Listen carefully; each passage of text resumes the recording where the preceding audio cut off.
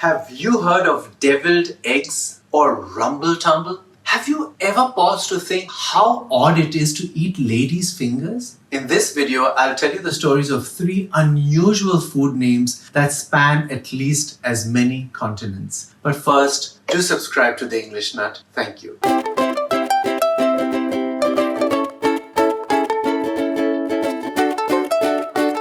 Deviled eggs, a popular dish in Europe and America, are hard-boiled eggs cut in half. The yolks mixed into a paste with spices and condiments and put back into the hollow left by the removed yolk. The paste is typically made with egg yolks, mayonnaise, Dijon mustard, vinegar, pickle relish, pepper and salt. Of course, there are many variations to this. I prefer to add bacon and cheese to mine, for example. The dish is so loved in the United States, the nation even observes a National Deviled Egg Day on November 2nd. Served as an appetizer or main course on special occasions for centuries, deviled eggs are featured in medieval European cookery texts, and their history goes back even further to ancient Rome. But how the devil did the dish get this unusual name? Its first known use in print was in 1786. By the 19th century, deviled came to be associated with spicy ingredients like mustard and pepper. Deviled ham is another example, and the spicy pasta sauce fra diavolo is based on the Italian word for devil, diavolo.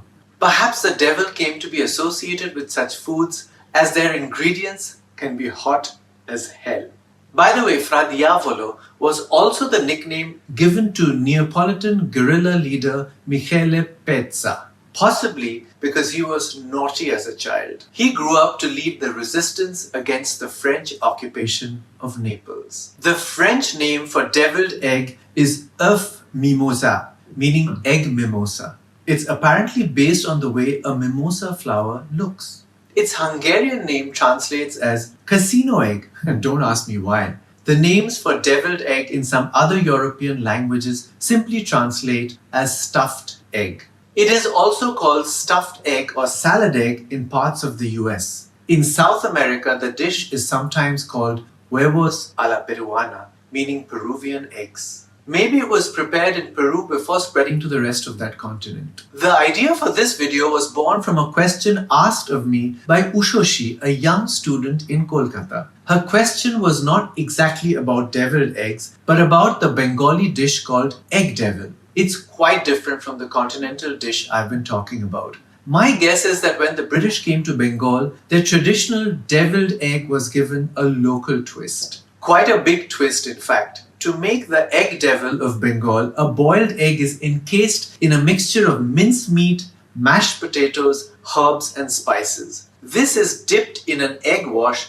coated with breadcrumbs and fried till golden brown. It is served hot with onion slices and tomato ketchup or kashundi, which is the pungent Bengali mustard sauce. It's delicious, and as you can see, apart from the boiled egg and possibly the mustard, which is devilishly sharp, it has little in common with deviled eggs. Some say that it was actually derived from the Mughal dish nargisi kofta or nargisi kebab, which is made in a similar way and named after the yellow and white narcissus flower. Both egg devil and nargisi kebab are similar to the Scotch egg, which got its name from the company in England that marketed it in the 19th century. The company was called William J. Scott and Sons. Scotch eggs are encased in sausage rather than mincemeat before being breaded and deep fried. They too are often eaten with mustard and are popular fare in English pubs. It's quite possible that the nargisi kebab gave rise to both the Scotch egg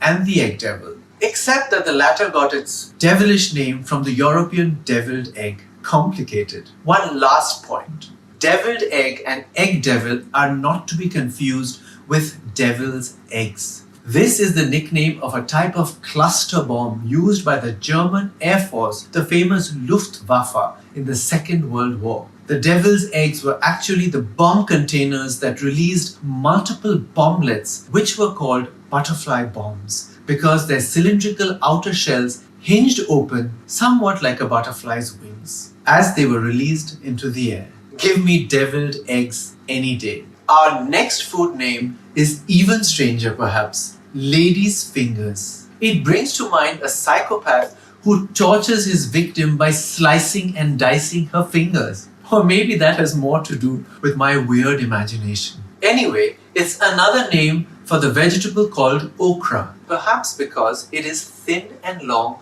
like a lady's fingers. But it's green, which makes it not like any lady's finger that I've seen. Maybe I'm being too literal. The word okra was first used in 1679 in the colony of Virginia, the first English colony in North America, and is thought to be derived from okuru, which is a word in the Igbo language of Nigeria. Okra or lady's fingers are actually the seed pods of the plant. They are mucilaginous or slimy when you cut them open. Of course, you can get rid of the sliminess if you cook them right. I love to eat fried lady's fingers. Now that really makes me sound like a psychopath. In his 1820 poem, The Cap and Bells, the English romantic poet John Keats wrote, "Fetch me that ottoman and prithee keep your voice low," said the emperor, "and steep some lady's fingers nice in candy wine." Keats is not asking us to soak okra in wine. That would be revolting, I imagine. But there is also a dessert called lady's fingers. Small, dry, finger-shaped sponge cakes or biscuits that you can dip into wine before you eat them. They are also dipped in coffee to make the divine Italian dessert called tiramisu.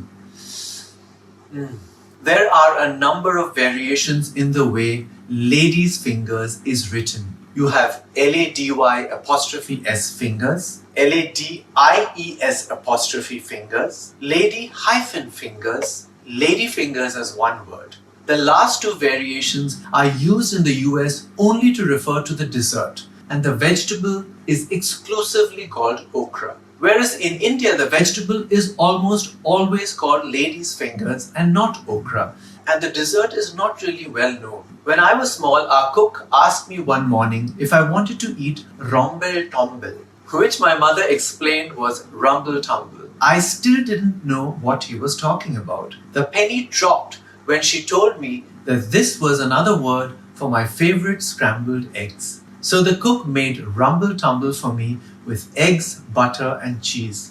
Moist.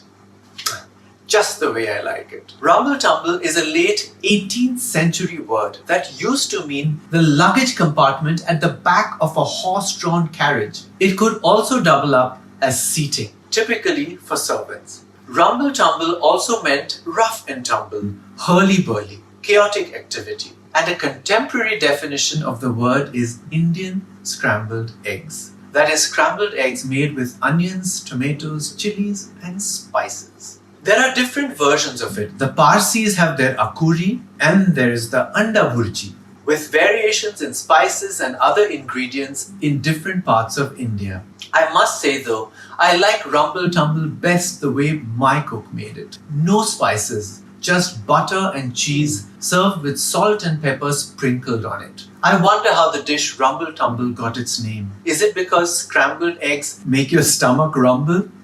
Nah. Perhaps it's from the way you beat the eggs and then rough them up again when they're cooking in the pan. Sounds plausible. If you can think of other foods with interesting names, do write them below and do subscribe to The English Nut on YouTube. Click the bell icon too so that you can be the first to know when I come out with a new video. I'm The English Nut. Bye for now.